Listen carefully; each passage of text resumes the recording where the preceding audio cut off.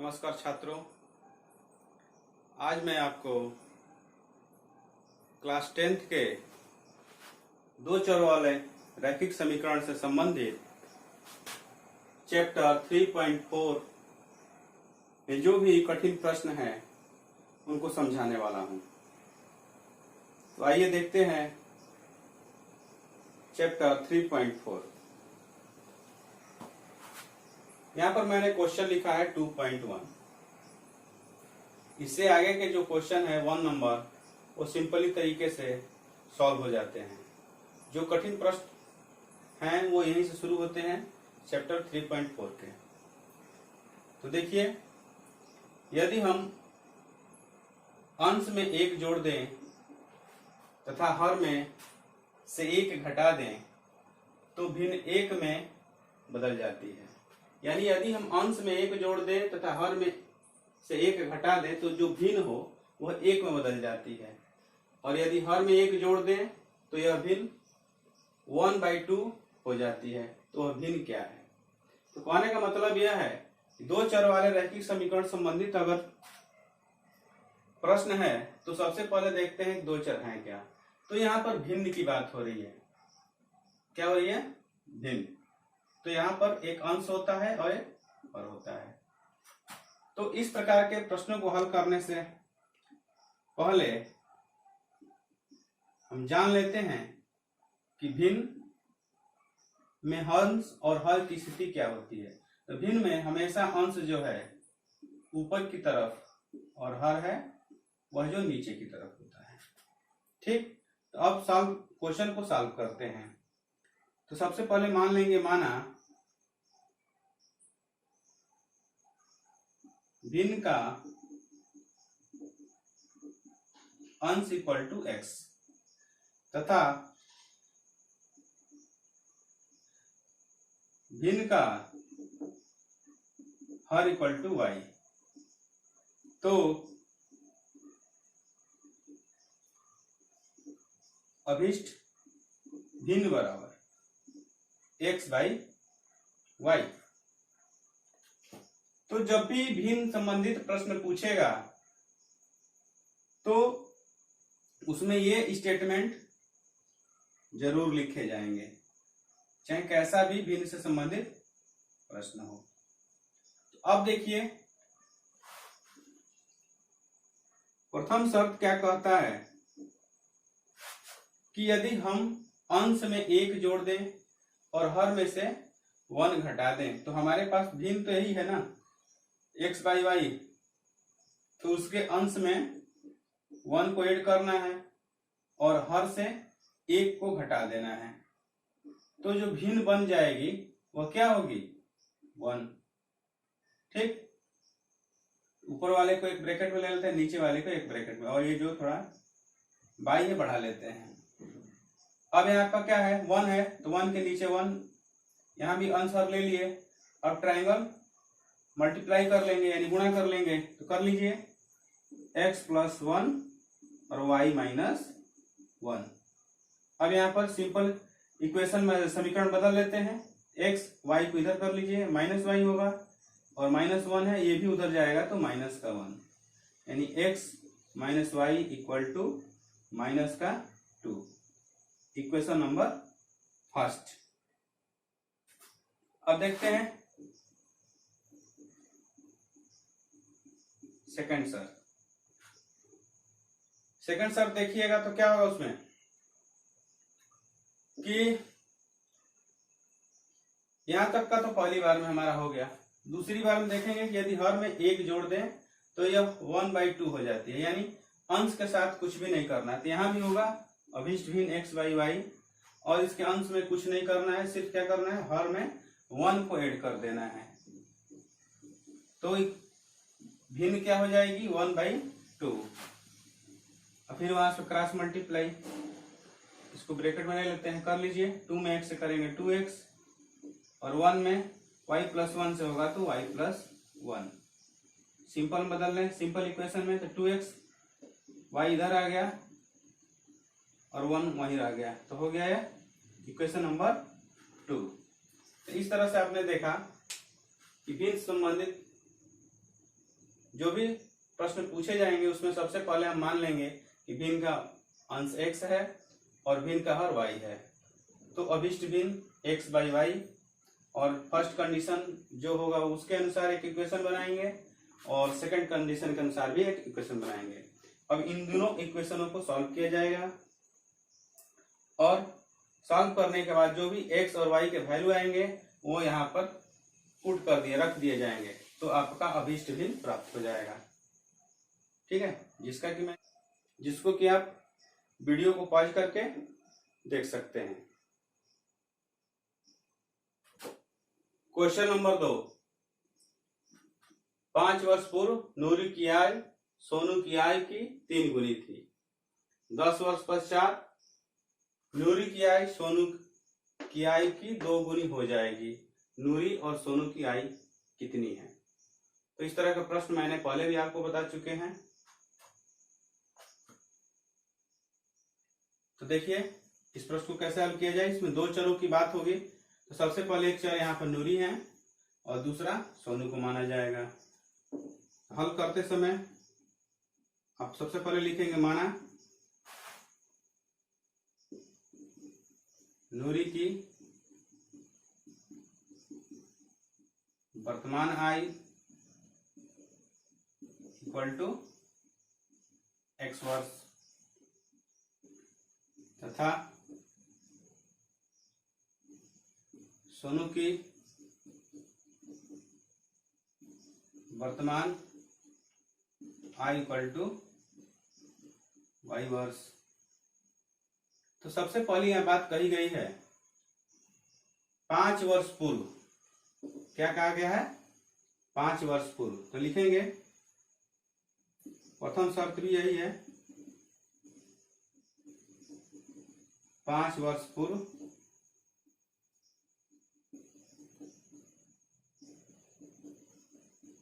नूरी की आय हो जाएगी x माइनस 5 और 5 वर्ष पूर्व सोनू की आय भी हो जाएगी y माइनस 5। जब एक को कहा जाएगा तो आप दोनों में करेंगे। ठीक है, तो कहा गया है 5 वर्ष पूर्व नूरी की आय सोनू की आय की 3 गुनी थी, यानी कि 5 वर्ष पूर्व नूरी की जो आयु है, शर्त यही है,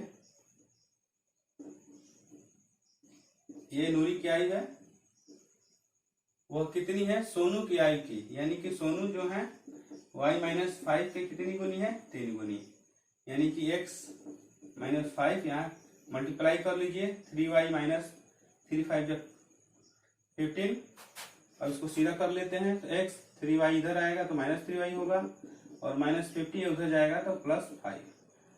तो x माइनस 3y और माइनस 50 में से 5 चला गया तो माइनस 10। ये हो जाएगा इक्वेशन नंबर फर्स्ट। सेकंड शर्त क्या कह रहा है?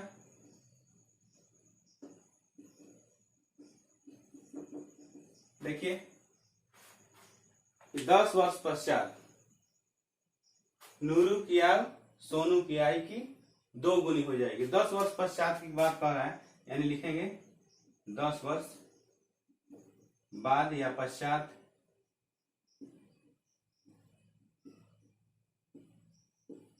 नूरू की आयु क्या होगा? x में 10 वर्ष ऐड कर देंगे। इसी प्रकार लिखेंगे 10 वर्ष पश्चात सोनू की आयु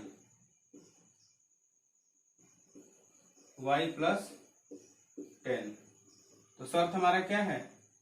नूरू की आयु जो है सोनू की आयु की 2 गुनी, यानी x प्लस 10 जो है वह इक्वल टू हो जाएगा y प्लस 10 के मल्टीप्लाई 2 के बराबर, यानी कि दुगने के बराबर।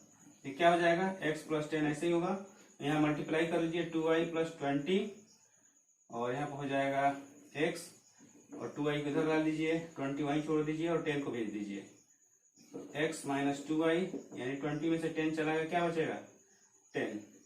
Equation number second. तो इस तरह से इन इक्वेशनों को जब आप सॉल्व कीजिएगा तो एक x का वैल्यू आएगा, एक y का। तो x वैल्यू जो होगा वो नूरी की परसेंटेज हो जाएगी और सोनू की y जो आएगा वो सोनू की परसेंटेज हो जाएगी। ठीक है, तो इस तरह से आप वीडियो पॉज करके देख सकते हैं।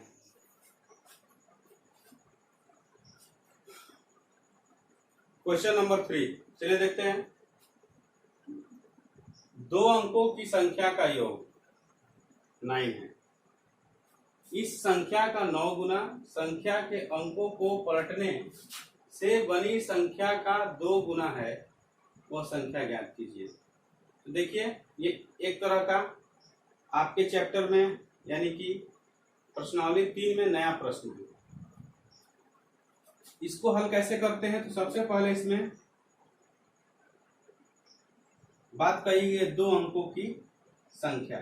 तो 2 अंकों की संख्या से संबंधित जितने सारे प्रश्न होंगे सब इसी तरह से किए जाएंगे। तो अगर आप इसको सीख लेते हैं तो कोई भी प्रश्न अगर 2 अंकों की संख्या से देगा तो आप उसको आसानी से कर लेते हैं। देखिए, 2 अंकों की संख्या कहा है, तो सबसे पहले मान लेते हैं कि माना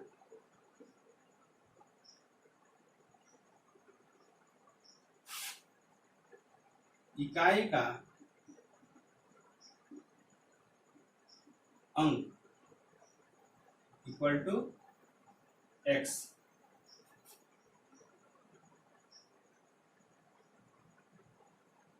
y मान लीजिए, तथा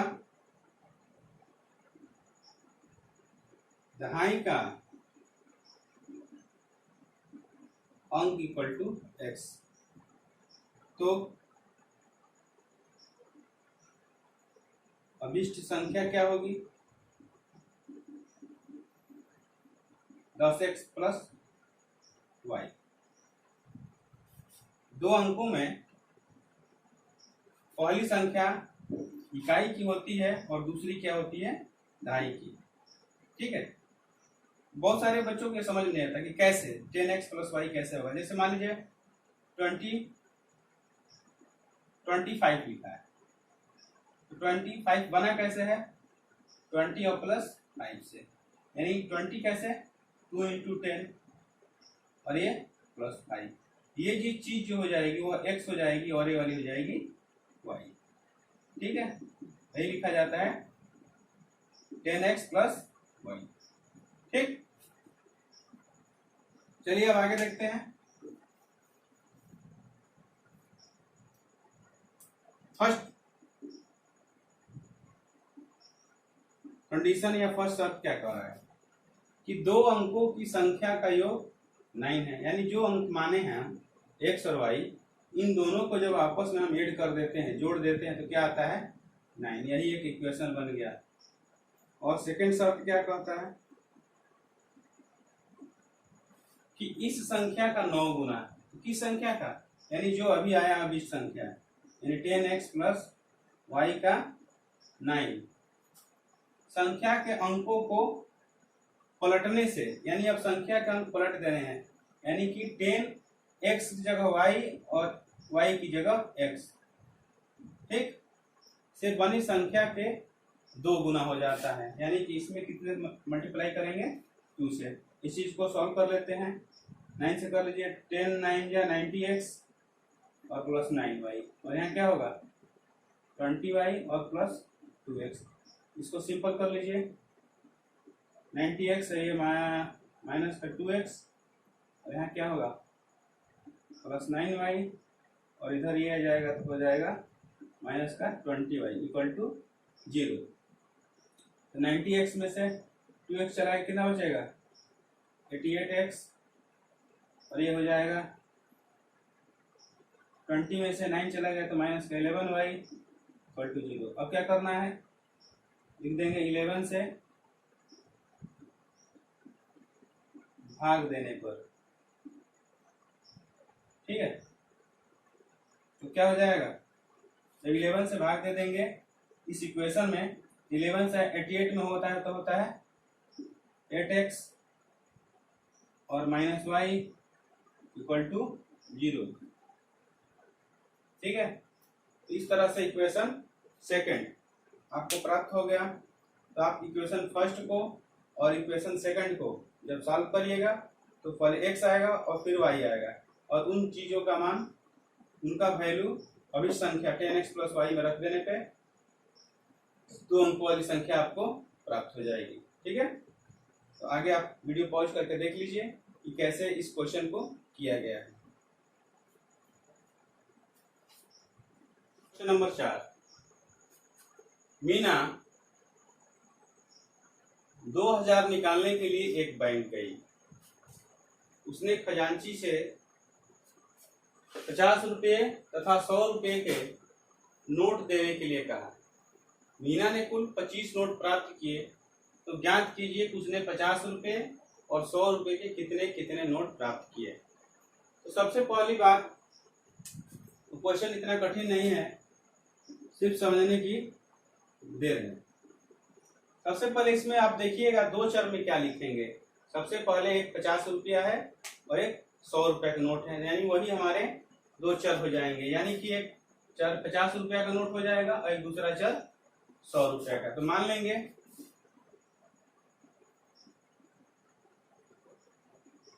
50 रुपये के रुपया, 50 के नोटों की संख्या x तथा रुपया 100 के नोटों की संख्या बराबर y। तो प्रथम शर्त क्या है? प्रथम शर्त यहीं पे है, मीना ने कुल 25 नोट प्राप्त किए, यानी कि 50 के नोट x और 100 के नोट y, टोटल हो गए 25। ये इक्वेशन फर्स्ट। सेकेंड शर्त को पहला लेंगे, उसमें देखिए क्या लिखा है। मीना ने 2000 निकालने के लिए बैंक गई और जिसमें कि उसने 50 रुपये और 100 रुपये के नोट प्राप्त किए। ठीक है, तो नोटों की संख्या यहाँ पर x है। ठीक है, तो आप उसको हल करने के लिए क्या करेंगे, लिखेंगे 50x और 100 रुपये का नोट है y, यानी 100y, और टोटल रुपया कितना मिलेगा इसको, 2000। ठीक, तो अब क्या करना है, 50 से भाग देने पर यहाँ पर x हो जाएगा, यहाँ पर 2y और यहाँ पर 0 0 कट गया, और 200 में 5 से भाग देने पर कितना होगा, 40, यानी कि x + 2y = 40। Equation number second. तो अब देखिए कितना जल्दी सॉल्व हो गया। अब इक्वेशन फर्स्ट मिल गया आपको, इक्वेशन सेकंड मिल गया, इन दोनों को सॉल्व कर लीजिए। x का वैल्यू आएगा वो 50 के नोटों की संख्या होगी, और y का वैल्यू जो आएगा वो 100 के नोटों की संख्या होगी। ठीक है, इसको आगे देख लीजिए कि किस प्रकार से हल किया गया है। चलिए देखते हैं क्वेश्चन नंबर 5, इस चैप्टर का अंतिम क्वेश्चन और सबसे बड़ा प्रश्न। इस तरह का प्रश्न आप पीछे भी कर चुके हैं। इसमें टैक्सी वगैरह किराया संबंधित बात हुई थी, मकान किराया संबंधित बात हुई थी। अब इस क्वेश्चन को भी उसी तरह से हल किया जाएगा। थोड़ा बड़ा है देखने में, लेकिन हल होगा बहुत इजी तरीके से। देखिए कैसे, किराए पर पुस्तकें देने वाले किसी पुस्तकालय का प्रथम 3 दिनों तक का एक नियत किराया लगता है, तथा उसके बाद प्रत्येक अतिरिक्त दिन का अलग किराया है। सरिता नाम की लड़की है, 7 दिनों तक एक पुस्तक रखने के लिए 27 रुपया अदा करती है, यानी 27 रुपया अदा करती है। और जबकि सुशी ने एक पुस्तक को 5 दिनों तक रखा और 21 रुपया अदा किया। तो यह बताना है आपको कि नियत किराया और प्रत्येक अतिरिक्त दिन का किराया ज्ञात कीजिए। तो चरों की बात होगी तो यही होगा, एक नियत किराया हो जाएगा और अतिरिक्त दिन का किराया हो जाएगा। तो मान लेंगे क्या, माना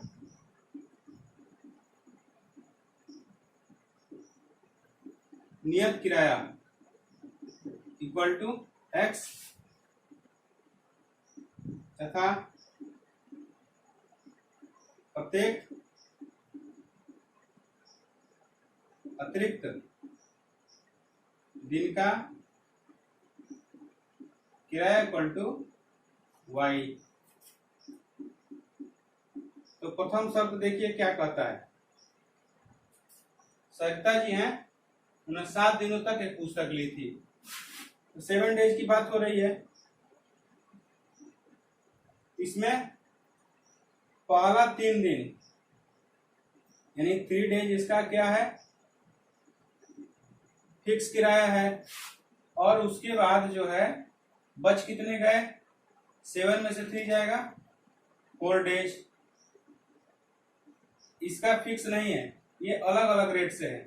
तो इसका इक्वेशन बनेगा कितना, 7 दिनों में से 3 दिन तो फिक्स, यानी 3 दिन का क्या हो जाएगा x। 7 दिनों को पहले 3 दिन और यहाँ बाकी के दिन यानी 4 दिन। तो शुरू का जो भी चीज है 3 दिन के लिए क्या लगेगा, सिर्फ x किराया, यानी कि 3 दिन फिक्स रेट है। देखिए यहाँ पर लिखा है कि 3 दिनों तक का एक नियत किराया है।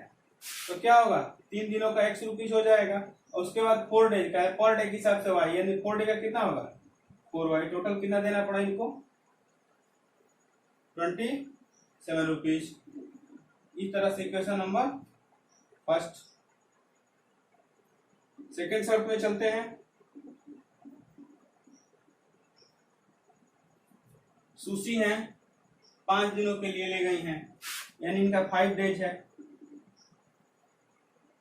तो 5 डेज को पहले 3 डेज और बच गए कितने 2 डेज।